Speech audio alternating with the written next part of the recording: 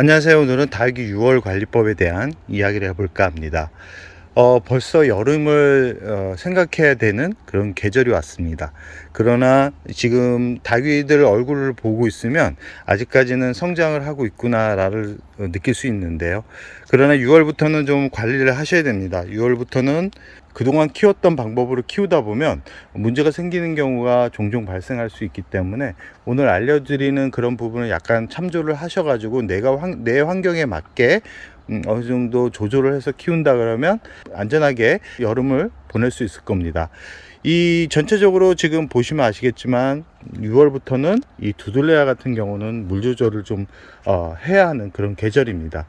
그래서 5월 지금 이번 주말에 전체적으로 물을 주십시오. 물을 줘야지만 이 친구들도 물이 없으면 살 수 없는 식물들입니다. 아무리 수면기에 들어가는 친구들이라 그래도 물이 없으면 살아갈 수가 없습니다. 물이 어느 정도 뿌리에 흡수가 되어 있고 잎에 흡수가 되어 있어야지만 살아갈 수 있는 식물들이기 때문에 일차적으로 이런 두들레아 같은 경우는 6월부터는 좀 기온이 좀 낮은 약간은 간접광이 들어오는 곳에서 위치를 시켜놓고 키워야지만 7, 8월을 안전하게 키울 수 있고요.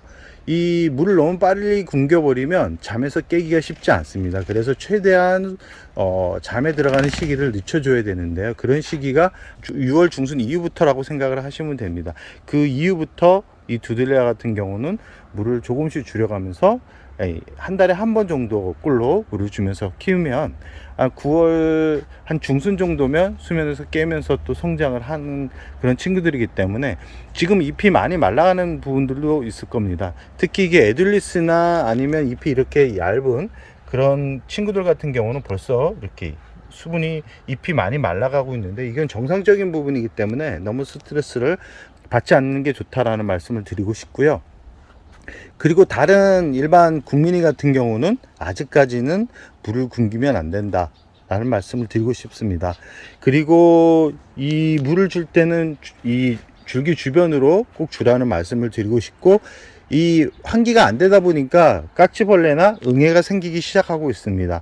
이런 다육이들 같은 경우는 덜한데 이 관엽들 같은 경우는 이 앞과 뒤를 잘 보시기 바랍니다. 그리고 이 응애가 생기면 꼭 같이 따라오는 게 있습니다. 거미줄입니다.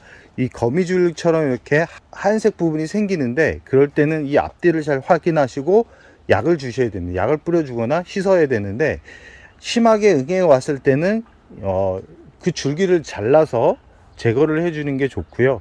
그래서 이 물티슈 같은 경우로 닦아줘도 되는데 그게 해결이 안 된다 그러면 결국은 약을 뿌릴 수밖에 없습니다. 약을 뿌릴 때는 항상 그 시기가 있습니다.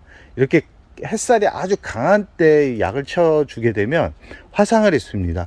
물을 줄 때보다도 약으로 인해서 받는 그런 약해가 더 심하기 때문에 꼭 물을 줄 때는 이 기온이 좀 낮은 바람이 좀 차가울 때 밤 아침이나 새벽 시간을 이용해서 약을 뿌려주라는 말씀을 꼭 드리고 싶습니다. 6월 접어들어서 초에 약을 주는 게 좋고요. 약을 주고 나서 그 약물을 털어 주시는 분들이 있는데 절대 털어 주지 말라는 말씀을 드리고 싶고, 그 생장점에 고여 있는 약물 같은 경우는 한 3, 4시간 지나서 털어 주는데, 그래서 제가 약을 줄 때는 낮 시간보다는 새벽 시간이나 아니면 저녁 시간을 이용해서 약을 뿌려주라는 말씀을 매번 드리는 겁니다. 그래야지만 이 생장점에 고여 있는 그 약물이 흡수되는 시간을 만들어 줄 수 있습니다. 안전하게 키우기 위해서는 특히 이 생장점에 고여 있는 물을 항상 조심하셔야 됩니다. 별거 아니겠지 그대로 두게 되면 결국은 익어서 다 익어 죽는 경우가 발생할 수 있기 때문에 꼭 이 부분은 기억해 두셔야 됩니다. 잘 키운 다육이가 한순간에 무너져 내리는 것은 참 쉽습니다. 특히 이 시기가 가장 좀 마음을 놓고 있다가 당하는 그런 시기이기 때문에 오히려 여름보다도 더 다육이가 떠나가는 경우 횟수가 더 많을 수 있습니다. 왜냐하면 여름은 오히려 그대로 두기 때문에 더 얼굴 상태는 못 나질 수는 있겠지만 이 오히려 살아남을 확률이 더 높다라는 말씀을 드리고 싶습니다. 그래서 5월, 6월은 참 관리를 하는 데서 많은 신경을 써야 되는 그런 시기이기 때문에 약을 줄 때는 새벽이나 아니면 저녁 시간을 이용해서 약물을 주고요. 그리고 나서 영양제 같은 경우는 이제는 영양제를 주기보다는 한 6월 초 정도에 그냥 칼슘제 한 번 정도면 충분하다. 칼슘제 같은 경우는 종합영양제는 아니기 때문에 전체적으로 다육이를 키우거나 아니면 다육이를 풍성하게 아니면 다육이 얼굴을 조금 화려하게 만드는 그런 약체는 아닙니다. 뿌리가 건강하게 자리 잡을 수 있는 그런 어느 정도의 에너지를 줄 수 있는 그런 부분이 있기 때문에 칼슘제를 준다 그래서 이 모든 다육이가 더 잘 자란다 라고 생각을 하시면 안 되고요. 여름을 이겨내는 힘, 겨울을 이겨내는 힘을 어느 정도 도와준다 라고 생각을 하시고 6월 초 정도에 한번 뿌려주면 좋다라는 말씀을 드리고 싶고요. 굳이 뭐 칼슘제가 없다 그러면 뿌려줄 필요성은 없습니다. 뿌려주지는 말고 그대로 영양제는 주지 말고 여름을 나는 게 좋다. 영양제가 과하면 오히려 이 성장에 더 방해가 된다라는 것을 꼭 기억해 두시기 바랍니다. 영양제는 꼭 성장을 하는 시기에 줘야지만 더 확실한 그런 힘을 얻지, 이 잠에 들어가는 그런 닭이들한테 백날 영양제를 줘봐야 큰 효과를 보지 못한다.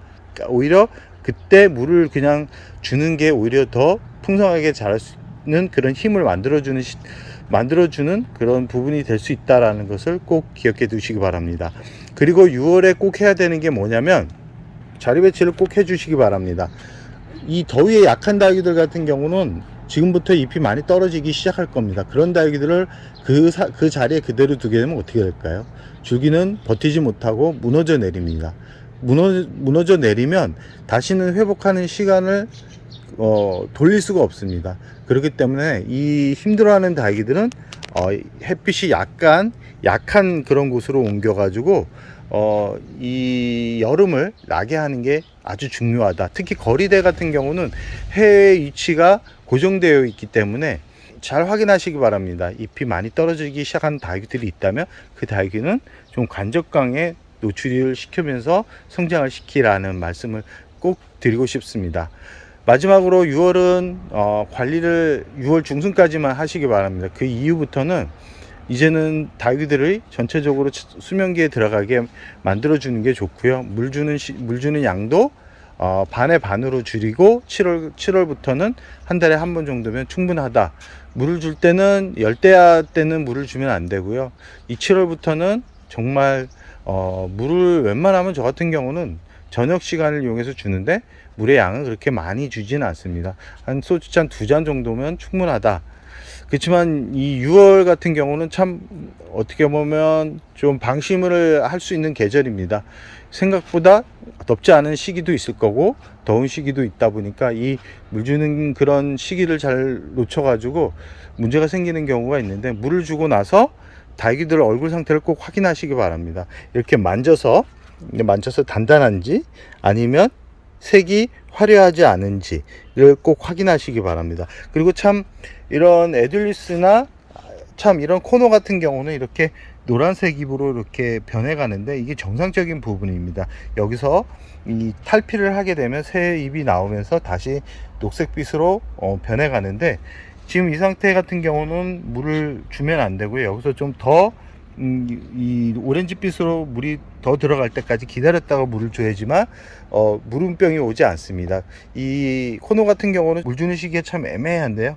이 물 주는 시기는 이렇게 탈피를 할 때 물을 줘야지만 안전하게 키울 수 있다라는 거 꼭 기억해 두시고요.